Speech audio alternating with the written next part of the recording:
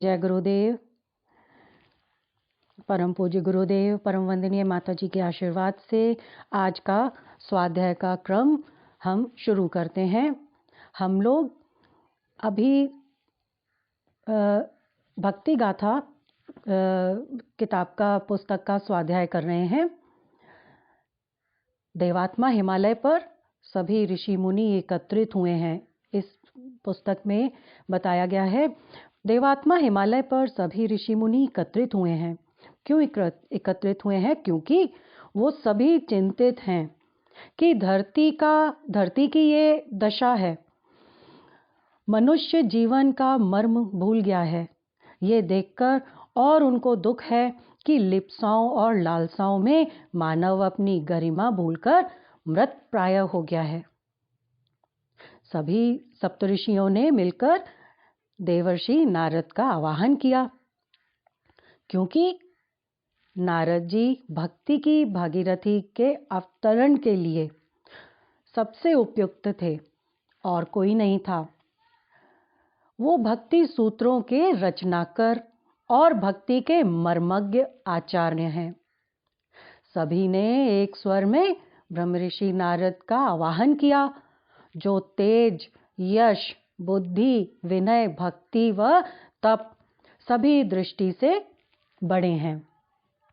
पिछले क्रम में हम ब्रह्मऋषि नारद के द्वारा ब्रह्मऋषि नारद के 1 से लेकर के 6 तक के भक्ति सूत्रों का स्वाध्याय कर चुके हैं, जिसमें नारद जी ने भक्ति को अमृत रूपा कहा है, जिसके पावन स्पर्श से मनुष्य नवजीवन, दिव्य जीवन पाता है। भक्ति ऐसी है जिसे पाकर साधक सिद्ध हो जाता है, अमृतमय और तृप्त हो जाता है। भक्ति को प्राप्त करने वाला किसी से कुछ नहीं चाहता, उसका किसी से कोई द्वेष नहीं होता, वो विषय भोगों से कोसों दूर रहता है। भक्ति को जानने वाला आत्मा में रमण करने वाला हो जाता है। तो आइए अब हम ब्रह्मऋषि के द्वारा लिखे गए अगले सूत्र की ओर बढ़ते हैं। भगवान नारद जी ने उसमें क्या कहा है ये जानते हैं। ये 7वें नंबर का सूत्र है। भक्ति से होती है भावों की निर्मलता। भगवान दत्तात्रेय के अंतर्ध्यान होते ही हिम शिखर मौन में डूब गए। एक गहन नीरव निस्पंदता वहां व्याप्त हो गई।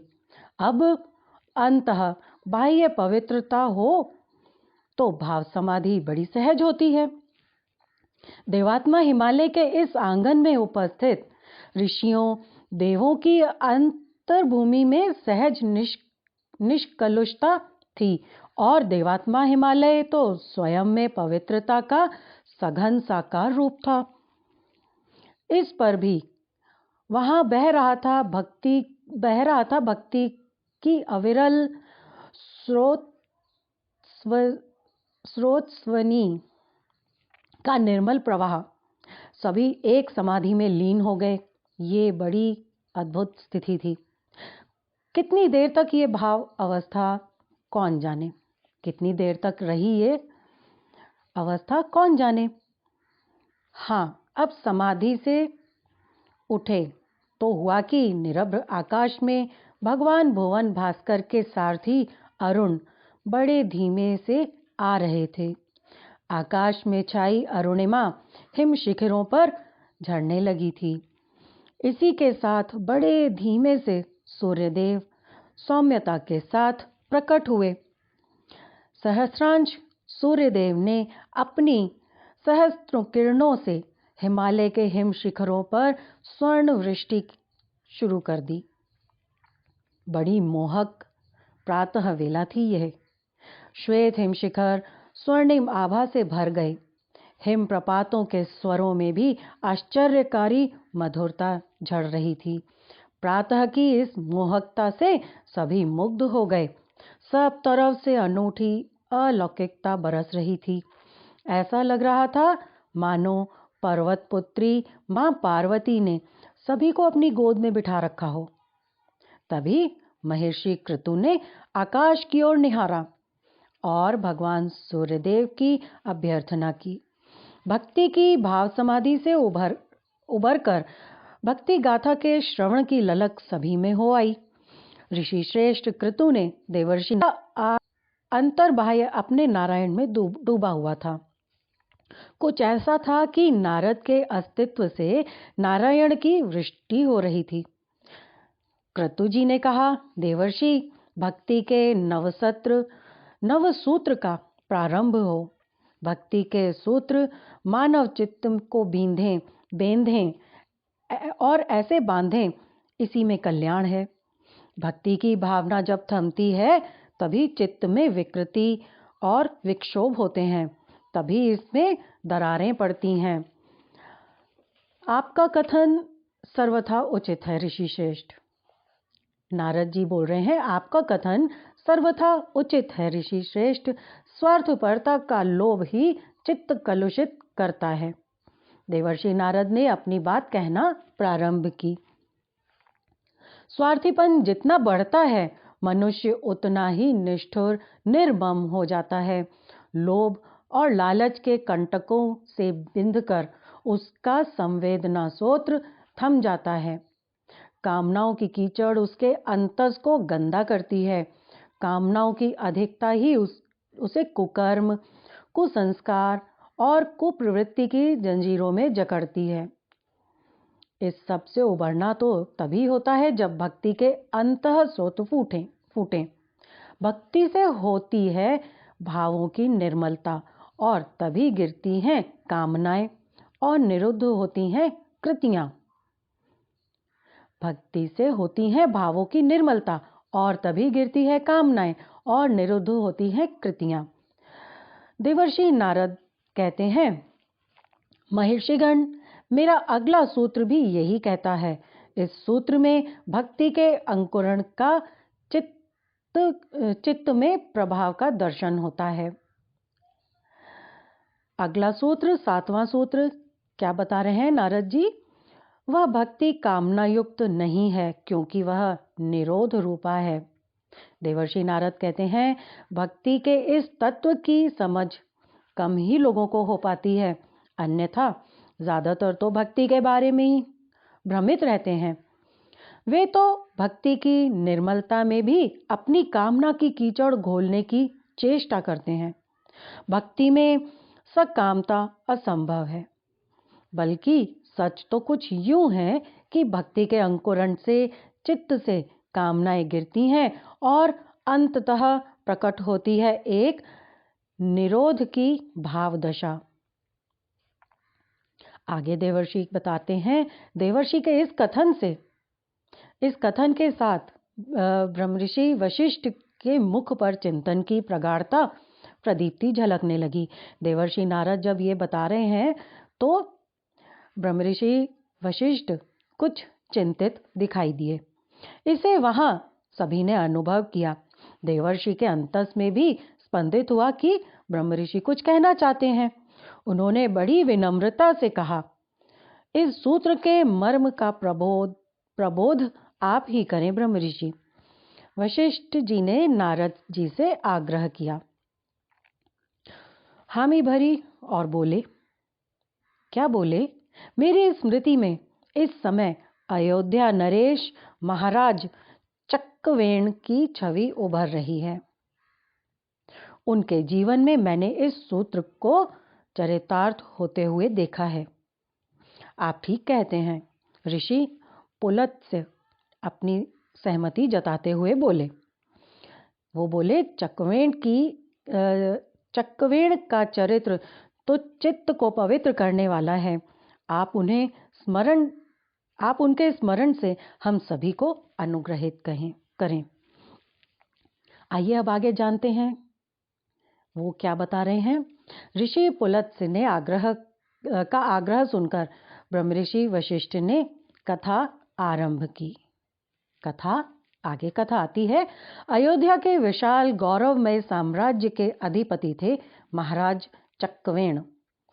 वो जितने रण कुशल थे उतने ही नीति कुशल, न्यायनिष्ठ और परम उदार थे।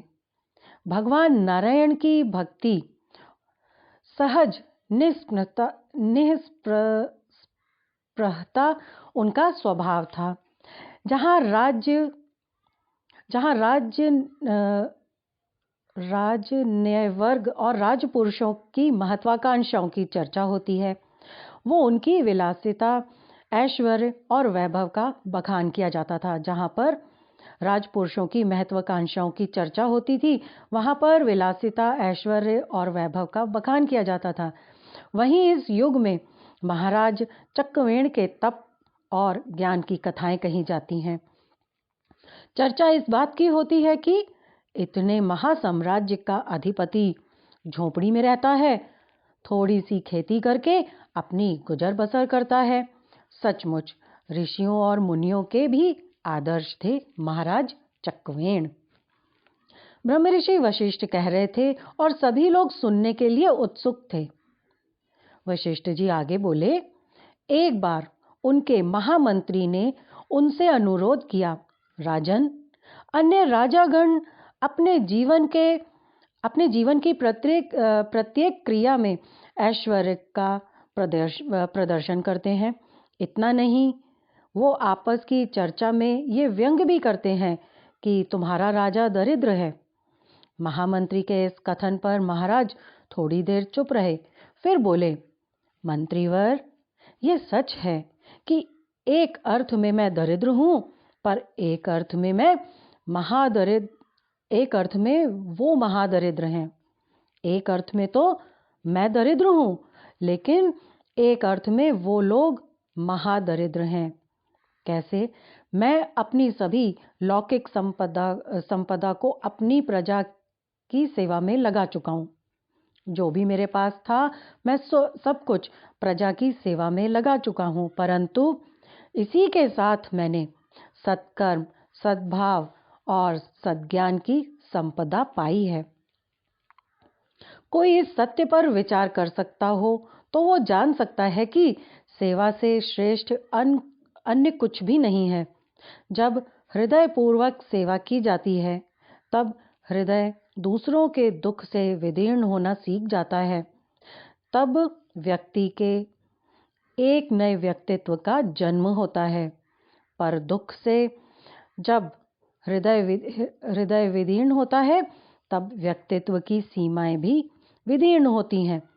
व्यक्तित्व में पनपती है एक परम व्यापकता, स्वचेतना में परम चेतना समाती है।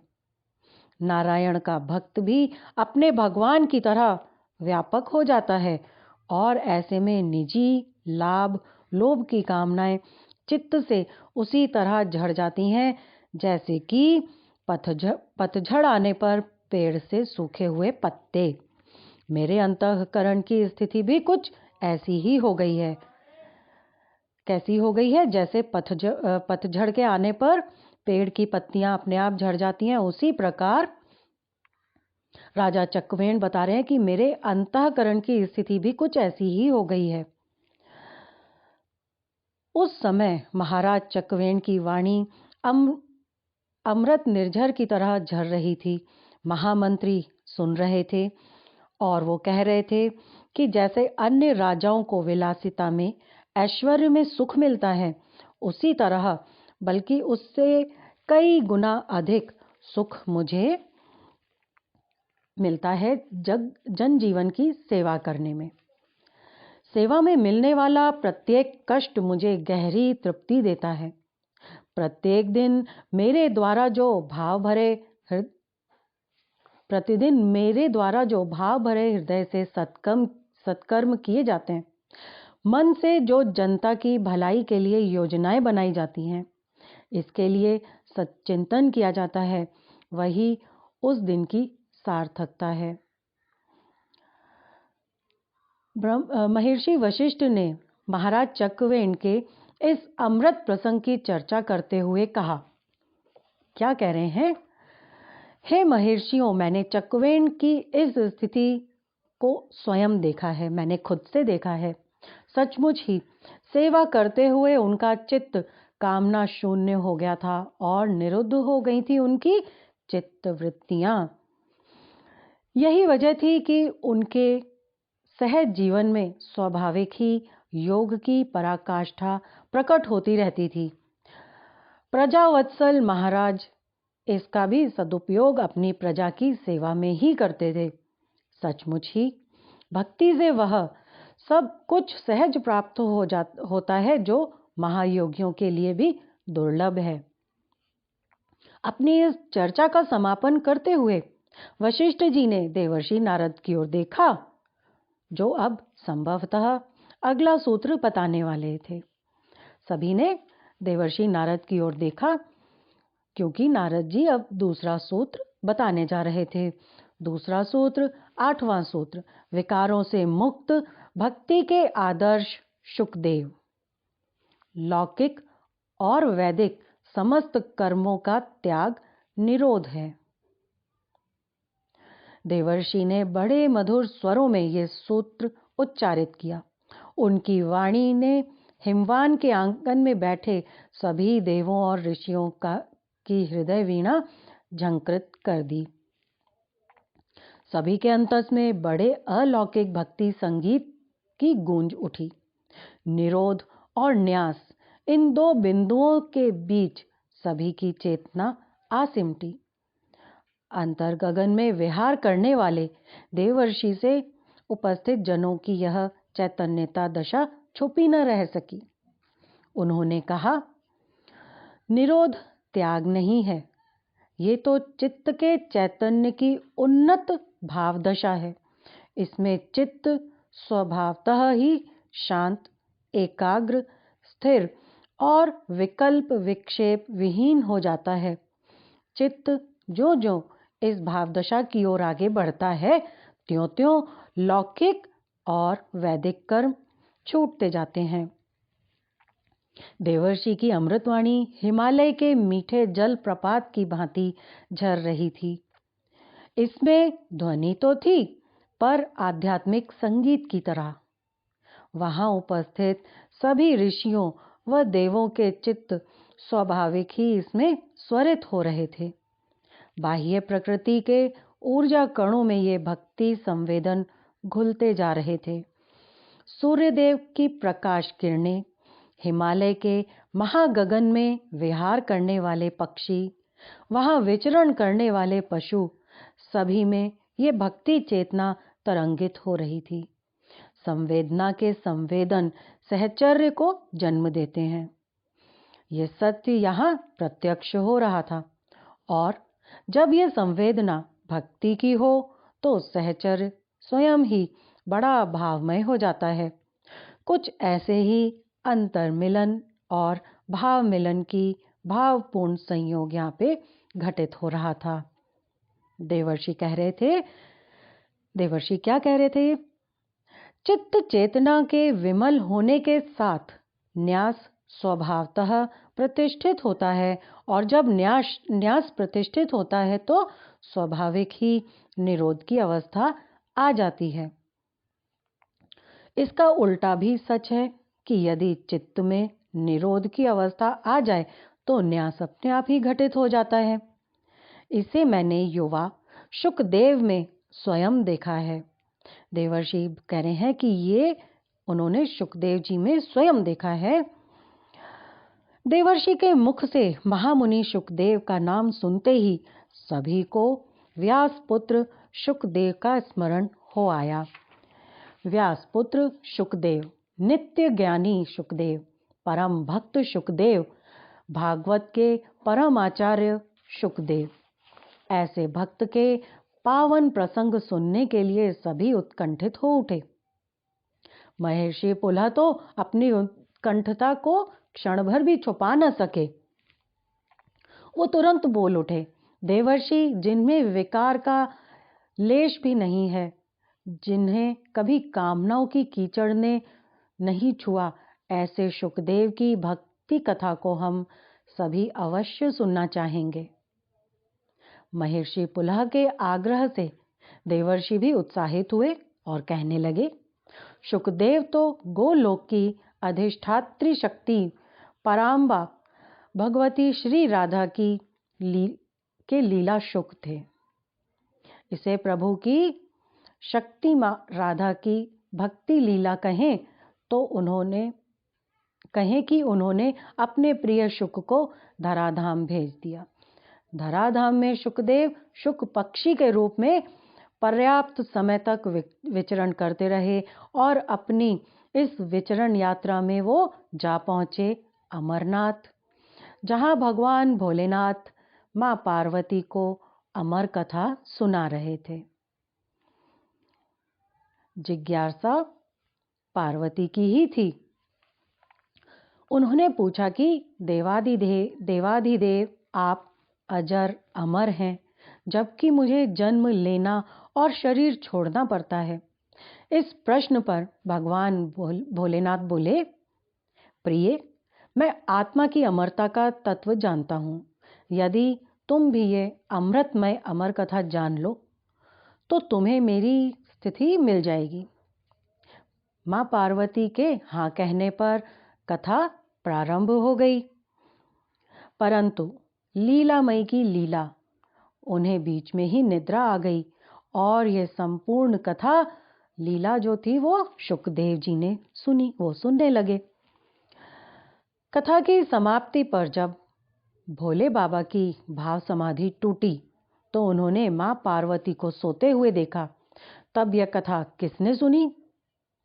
इस सवाल के उत्तर में उन्होंने शुकदेव जी को निहारा।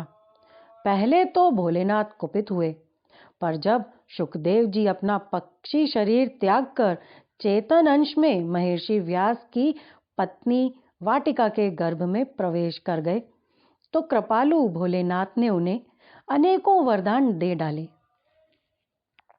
गर्भकाल में शुकदेव जी को भगवान श्री कृष्ण की कृपा मिली और समयानुसार उनका अवतरण हुआ। आगे आत्मा के अमृत तत्व के ज्ञाता शुकदेव जी सदा से नित्य शुद्ध बुद्ध और मुक्त थे। उनमें किसी भी तरह का कोई कलुष न था।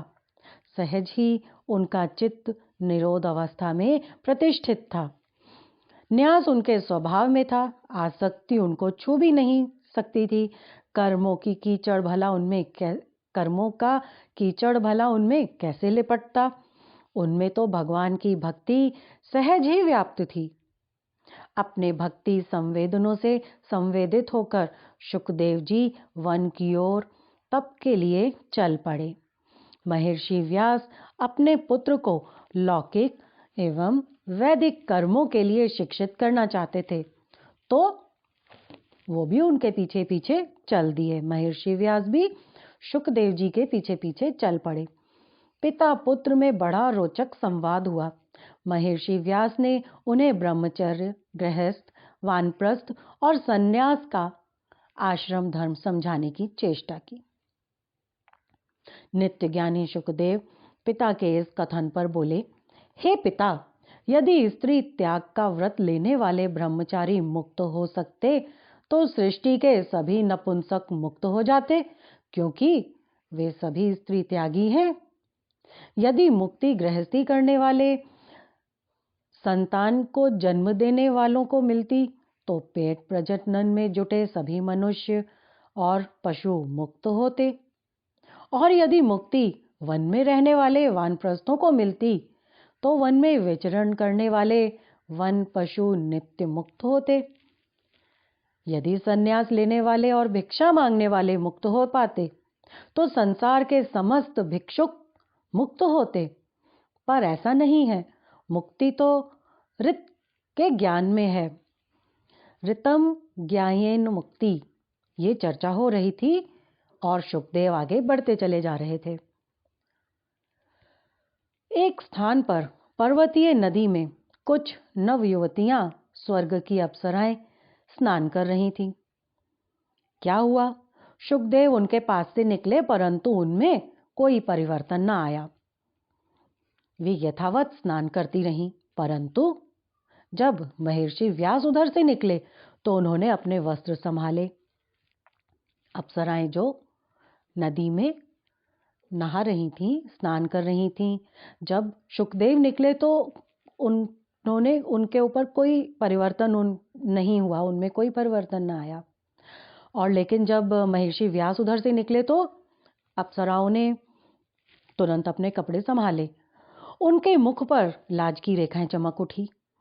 इस अनोखे प्रसंग पर महर्षि व्यास चकित हुए और वो बोले कि ये कैसी विचित्र बात है कि मुझ वृद्ध को देखकर तुम्हें लाज आती है, परंतु मेरे युवा पुत्र को देखकर तुम तनिक भी लज्जित नहीं हुई, वैसे ही निर्वस्त्र स्नान करती रहीं। महर्षि के इस कथन के उत्तर में इन देव स्त्रियों ने कहा, महर्षि, आपके पुत्र आयु से युवा हैं, परंतु उनका चित्त सहज निरुद्ध अवस्था में है। वो लोक और वेद का न्यास कर चुके हैं। उनकी भावना में भावमय भगवान प्रतिष्ठित हैं। वो साक्षात भक्ति हैं, जबकि आपके साथ ऐसा नहीं है। आप में तप है, ज्ञान है, परंतु भक्ति की संपूर्ण प्रतिष्ठा नहीं हो पाई। आपका चित्त मोह से चंचल है।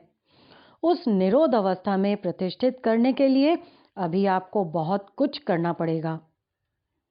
देव स्त्रियों की ये दो टूक बात से महर्षि को चेत हुआ। उन्होंने शुकदेव की उच्चतम अवस्था का उनको भान हुआ। इस कथा को सुनाते हुए देवर्षि बोले, हे महर्षियों, शुकदेव जी का जीवन सभी भक्तों के लिए आदर्श है। उनकी भावनाएं भगवान में ही विहार करती हैं। महर्षि पुलह ने सिर हिलाकर देवर्षि का अनुमोदन किया। भक्ति गाथा की अगली कड़ी की सभी को प्रतीक्षा थी। अगली कड़ी, अनन्यता के पथ पर बढ़ चले हम।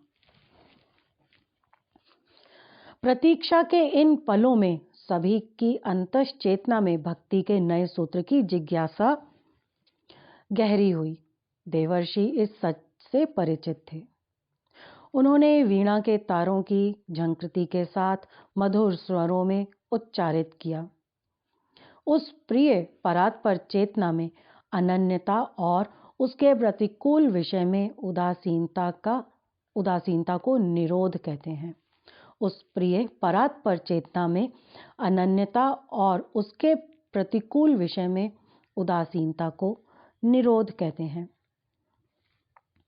नारद जी की वाणी इतनी सजल थी कि वह सहज ही सब में संव्याप्त हो गई। 2 पलों तक समूची व्यापकता में मौन पसरा रहा। एक नीरव निस्पंदता सब तरफ छा गई। अंततः महर्षि मरीच मुखर हुए। उन्होंने कहा कि देवर्षि, सभी तपस्वी, साधक एवं सिद्ध इस निरोध अवस्था को पाने के लिए प्रयत्नशील रहते हैं।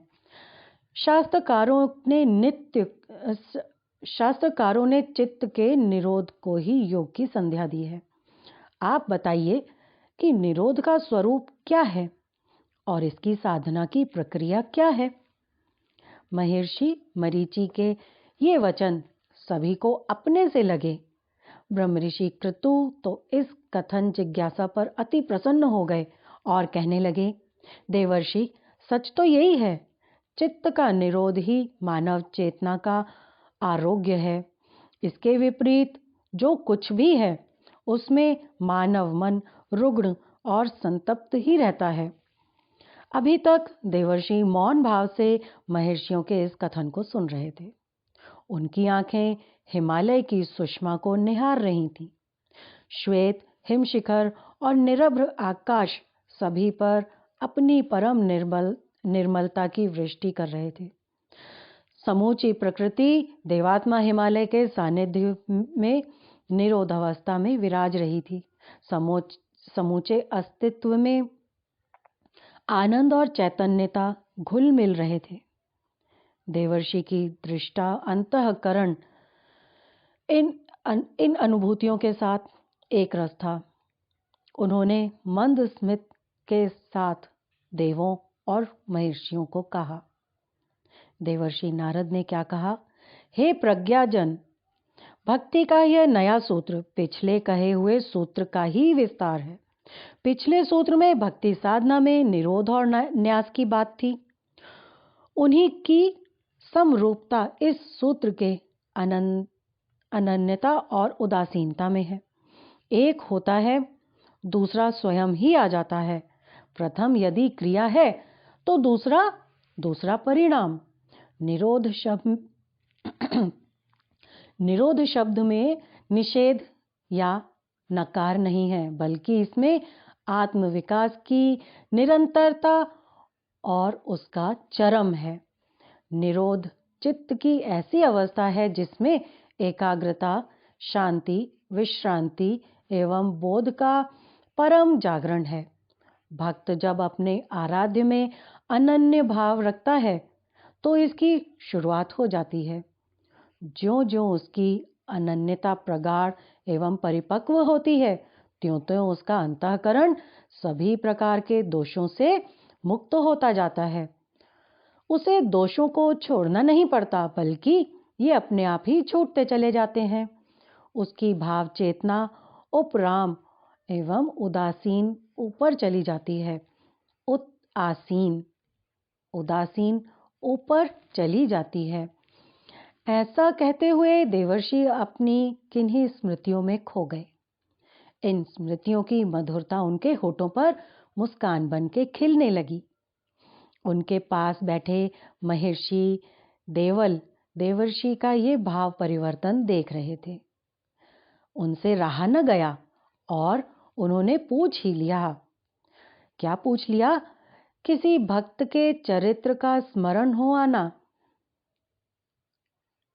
उन्होंने पूछा कि किसी भक्त के चरित्र का स्मरण हो आया क्या देवर्षि? नारद जी ने महर्षि देवल की ओर बड़ी स्नेहिल दृष्टि से देखा और बड़े आत्मीय स्वरों में बोले, हाँ महर्षि, वह परम भक्त स्वयं आप ही हैं।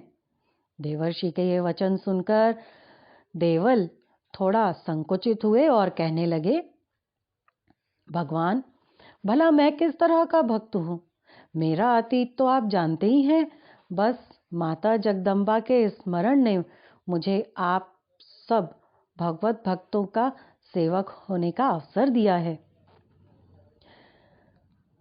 सो तो ठीक है महर्षि देवल, परंतु मेरा अनुरोध है कि अपनी भक्ति कथा आप स्वयं सुनाएं। देवर्षि नारद कहते हैं कि ये तो ठीक है, परंतु मेरा अनुरोध है कि अपनी भक्ति कथा आप स्वयं ही सुनाएं।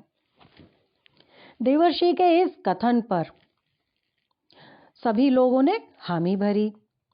ब्रह्मऋषि विश्वामित्र तो इस प्रस्ताव पर विभोर हो गए और बोले, जिसे पराम्बा जगदीश्वरी ने स्वयं अपना पुत्र कहा है, उनकी कथा हम स्वयं सुनेंगे। ब्रह्मऋषि विश्वामित्र के इस कथन पर महर्षि देवल ने बड़े विनय भाव भरे स्वरों में कहा, ये सच है ऋषिगण कि मैं माँ की ममता से कृतार्थ हुआ हूँ, लेकिन इसका कारण मेरा कोई गुण नहीं, बल्कि माता की अपनी संतान के प्रति प्रेम है। महर्षि देवल आगे बता रहे हैं, मैं तो बचपन से ही कुसंगति के कारण अनेक बुरे कर्मों में लिप्त था। कुसंस्कार अपने अनुरूप कुप्रवृत्ति, कुकर्म और कुपरिणाम देते हैं। मेरे साथ भी यही प्रक्रिया चल रही थी। मेरे दुर्गुणों ने मुझे दोषों से घेर लिया था। पाप का अंधेरा था, पीड़ा गहरी थी। अपनी ही दुष्प्रवृत्तियों के कारण देह रोगी हो चली थी और मन संतप्त। किसी दिशा में कोई किरण नजर नहीं आ रही थी। तभी माँ के कृपा पुंज बनकर आए देवर्षि ने बड़ी आश्वस्ति से कहा, देवल, माँ की कृपा से सब कुछ संभव है। उनकी कृपा से न केवल तुम्हारी पीड़ा का निवारण हो सकता है, बल्कि तुम स्वयं औरों की पीड़ा का निवारण भी कर सकते हो।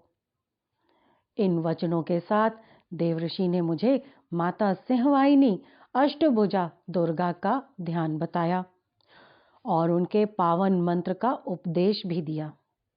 भगवान विष्णु जी के परम भक्त नारद जी के श्री मुख से दुर्गा माँ का ध्यान एवं मंत्रोपदेश कुछ अचरज सा लगा, परंतु देवर्षि हंसते हुए बोले, इस अचरज भरे प्रश्न का उत्तर तुम्हें ब्राह्मी अवस्था में पहुंचने पर मिलेगा देवल।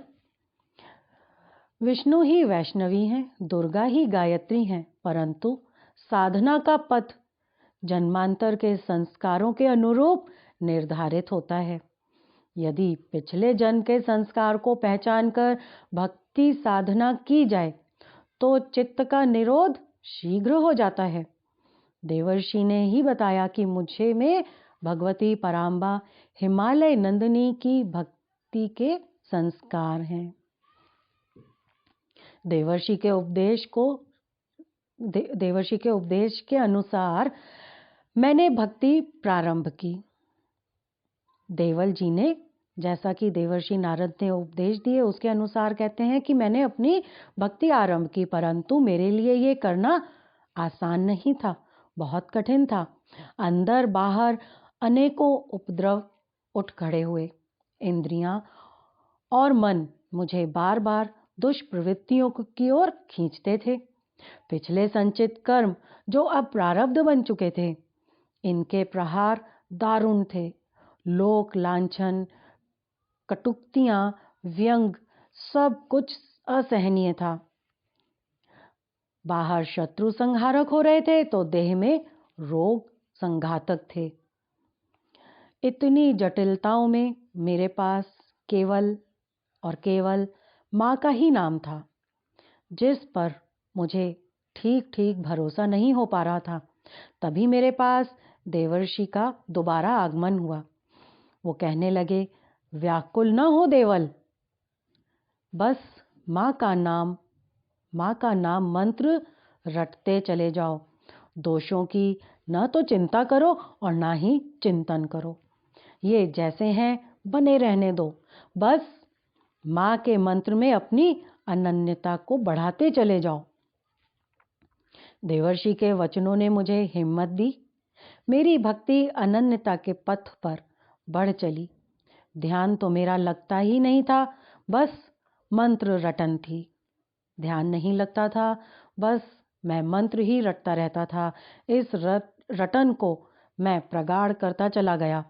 कुसंस्कारों की कठोर ठोकरें मुझे जितनी चोट पहुंचाती थीं, उतनी ही व्याकुलता से मैं माँ को पुकारता था। जितनी चोट मुझे लगती थी, उतनी ही व्याकुलता से मैं माँ को पुकारता चला जाता था। कष्ट जितने बढ़ते, मेरी पुकार उतनी ही बढ़ती चली जाती। धीरे धीरे मुझ में भरोसा आया कि माँ मेरा मुझ पाप पंख में पड़े अपने इस अधम संतान का अवश्य उद्धार करेंगी। मैं तो बस बार बार यही रटता था, हे माँ दुर्गे, करुणा सिंधु महेश्वरी, मैं विपत्तियों में फंसकर आज जो तुम्हें स्मरण करता हूँ, इसे मेरी विनती मानना। भूख प्यास से पीड़ित बालक माँ का ही स्मरण करते हैं और सच में ही माता ने मेरी पुकार सुन ली। वृत्तियों की चपलता कब शांत हुई, कब चित्त निरुद्ध हुआ, पता ही नहीं चला। अब तो समस्त भुवनों में वही भुवनेश्वरी झलकती हैं। महर्षि देवल ने अपनी भक्ति कथा समाप्त करते हुए सभी की ओर देखा। सभी की आंखों में आंसू थे। ये प्रेमाश्रु थे। इन भाव बिंदुओं में सभी की भक्ति छलक रही थी। अन्य आश्रयों का त्याग ही है अनन्यता। आंखों में छलकते भाव बिंदु, हृदयों में उफनती सभी की अंतर चेतना गहन भाव समाधि में डूबने लगी। कुछ पल के लिए तो ऐसा लगा जैसे कि कालचक्र थम गया हो। बाहरी जीवन धारा थमने की भले ही प्रतीति न हुई हो, पर सभी के अंतस्थ प्राण अवश्य ठिठक गए थे। देवर्षि नारद के द्वारा कहे गए सूत्र एवं महर्षि देवल की अनुभूति कथा का रस था कि कुछ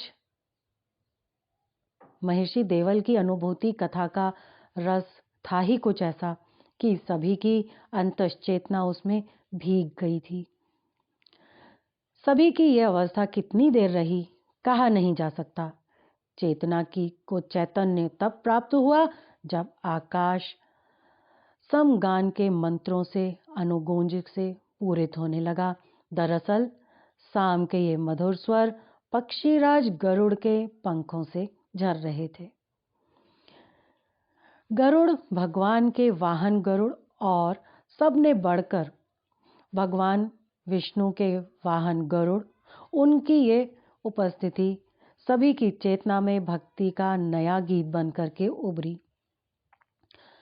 सभी ऋषियों वैनते ने सभी ऋषियों को नमन किया। देवर्षि तो जैसे उनके प्राण प्रिय सखा थे। भगवान नारायण के इन पार्षदों का मिलन अवर्णनीय था। कुछ ऐसा था कि भक्ति की दो धाराएं मिलकर भाव समाधि की नव सृष्टि कर रही हों। हिमालय के इन हिमधवल शिखरों ने भी इसका अनुभव किया। पहले ही हो चुके भक्तिमय वातावरण में नव पुलक भर गई थी। अब तो बस देवर्षि के मुख से नव सूत्र उच्चारित होना था। अगला सूत्र, 10वां सूत्र, अन्य आश्रयों का त्याग ही अनन्यता है। हृदय वीणा की झंकृति की एक संवेद गूंज उठी। इस मधुर झंकृति में भक्ति के अनुभव नवगीत कौन पिरोएगा? सभी की दृष्टि पक्षीराज गरुड़ की ओर जा टिकी। सप्तऋषियों ने भी आग्रह किया, हे हरिवाहन, आज आप ही इस सूत्र की व्याख्या करें। आप स्वयं प्रभु के श्रेष्ठ भक्त हैं। भक्तों के लिए भगवान की विकलता आपने स्वयं देखी है। भक्तों के हृदय की विहलता के आप भी साक्षी हैं। आपके हृदय की अनुभव कथा भी भक्ति में भीगी हुई है। सप्तऋषियों के इस आग्रह पर गरुड़ का गात्र पुलकित हो उठा। उन्होंने विनम्र भाव से कहा, हे ऋषिगण, आप सभी त्रिलोकी के मार्गदर्शक हैं। भगवान स्वयं आपके हृदय प्रेरक हैं। आपके आदेश को स्वीकारते हुए आज मैं भक्त प्रहलाद की भक्ति कथा सुनाऊंगा। भक्त प्रहलाद की भक्ति कथा। भक्तों में अग्रणी प्रहलाद, भावनाओं में परम अनन्यता की भावमयी मूर्ति प्रहलाद। इन भक्त श्रेष्ठ के नाम में ही कुछ जादू था। सभी इनके स्मरण मात्र से भाव विहल हो गए। श्रवण की उत्सुकता जागृत हुई। हरिवाहन विनीतानंदन गरुड़ कह रहे थे, मैं भक्त श्रेष्ठ प्रहलाद के भक्तिमय जीवन के कई पावन पल का साक्षी रहा हूं। उन्होंने तो अपनी मां के गर्भ में ही भक्ति का पाठ पढ़ा था। उस समय उनकी माता देवर्षि के सानिध्य में रह रही थी। पक्षीराज गरुड़ के स्वरों में देवर्षि की स्मृतियों को कुरेदा। उन्हें याद हो आए वो बीते हुए दिन, जब वो अपनी भ्रमणकारी प्रवृत्ति के विपरीत एक स्थान पर स्थिर होकर रहे थे। प्रहलाद की माता ने उनके आश्रय में प्रहलाद की माता उनके आश्रम में प्रभु भक्ति में लीन रहती थीं। आश्रम के समीप का वो वन प्रांत एक नवीन भाव चेतना से पूरित हो गया था। माता के गर्भ में स्थित प्रहलाद की चेतना चारों ओर एक दैवी भाव बिखेर रही थी। देवर्षि स्वयं उन्हें भक्ति के नवीन सूत्र सुनाया करते थे। उन्हीं दिनों उन्हें अनन्यता के उपदेश भी मिले थे। अपनी स्मृतियों में विभोर देवर्षि को चेतन जब आया, तब गरुड़ जी के स्वर उनके कानों में पड़े। वो कह रहे थे कि भक्त प्रहलाद अपने गर्भकाल से ही असुरता के निशाने पर थे। उन्हें उस युग के सबसे महाशक्तिशाली जनों के कोप का भाजन बनना पड़ा। प्रहलाद के पिता महाशक्तिशाली सम्राट हिरण्यकश्यप और महान तांत्रिक और यौगिक शक्तियों से संपन्न शुक्राचार्य, अपने युग की ये दो महान शक्तियां प्रत्येक ढंग से प्रहलाद का विनाश करना चाहती थीं। प्रहलाद की मृत्यु ही इन दोनों का लक्ष्य थी। इनके पास अनेक साधन थे।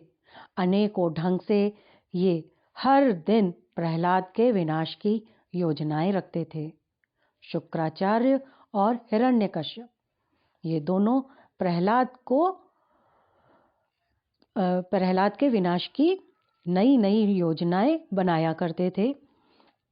लेकिन प्रहलाद को केवल नारायण के नाम का आश्रय था। नारायण के नाम और अपने नारायण की भक्ति के सिवा उन्होंने कभी किसी साधन या साधना के बारे में नहीं सोचा। अन्यथा प्रतिभाशाली एवं असीम धैर्यवान प्रहलाद कभी भी किसी साधना में प्रवीण हो सकते थे। तंत्र योग की सभी प्रक्रियाओं का ज्ञान उनके लिए संभव था, परंतु इस अनूठे भक्त की अनन्य भक्ति तो केवल अपने भगवान के लिए थी। भगवान भगवान और सिर्फ भगवान, अन्य और कुछ भी नहीं। सम्राट हिरण्यकश्यप के प्रहार संघातक थे। कारागार की यातनाएं, कभी पहाड़ में फिकवाना तो कभी हाथी के नीचे कुचलवाने का आदेश देना, कभी उन्हें समुद्र में डुबा देने का आदेश। इतने पर भी जब उसे संतोष न हुआ तो अपनी वर प्राप्त बहन होलिका को प्रहलाद को जला देने के लिए कहना। नित्य नई आपत्तियों को भक्त प्रहलाद वरदान की तरह मानते थे। जब उन्हें होलिका ने जला देने का प्रयास किया, तब इस घटना में होलिका की मृत्यु हो गई। प्रहलाद को उसकी मृत्यु पर सहज दुख हुआ।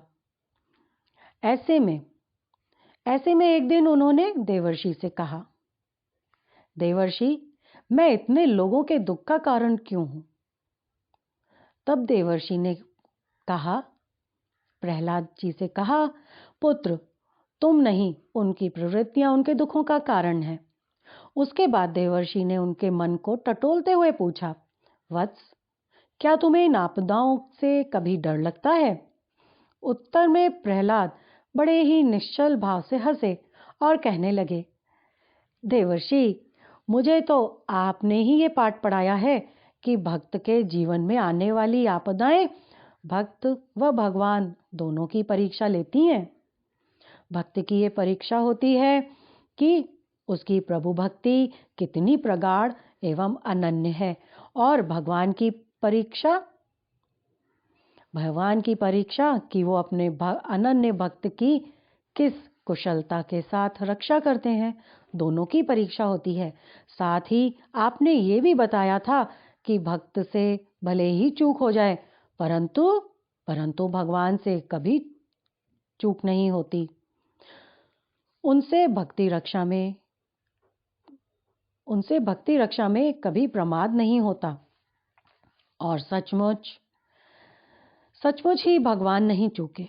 उन्होंने अपने भक्त के लिए नरसिंह का रूप धरा। हिरण्यकश्यप के घातक प्रहारों को उन्होंने संहार किया। भक्त प्रहलाद की अनन्यता प्रभु भक्तों का अनुकरणीय आदर्श बनी। गरुड़ के मुख से इस कथा को सुनकर महर्षियों के मुख पर प्रसन्नता के भाव छलके उन्होंने हर्षित होकर कहा, धन्य है भक्त प्रहलाद, जिन्होंने भगवत भक्ति की मर्यादाओं को परमोज्वल रूप प्रदान किया। बहुत सुंदर। आज हमने 7वें सूत्र से लेकर 10वें सूत्र तक का स्वाध्याय किया। नारद भक्ति सूत्र, भक्ति गाथा। आइए परम पूज्य गुरुदेव, परम वंदनीय माता जी के चरणों में हम सभी श्रद्धापूर्वक साष्टांग नमन करते हैं कि परम पूज्य गुरुदेव, परम वंदनीय माता जी अपना स्नेह आशीर्वाद हम सभी को इसी प्रकार देते रहें, हम सभी को आगे बढ़ाते रहें। ॐ नमो स्वनन्ताय सहस्रमूर्तये सहस्रपादाक्षिशिरोरुबाहवे सहस्रनाम्ने पुरुषाय शाश्वते सहस्रकोटियुगधारिणे नमः। सहस्रकोटियुगधारिणे नमः।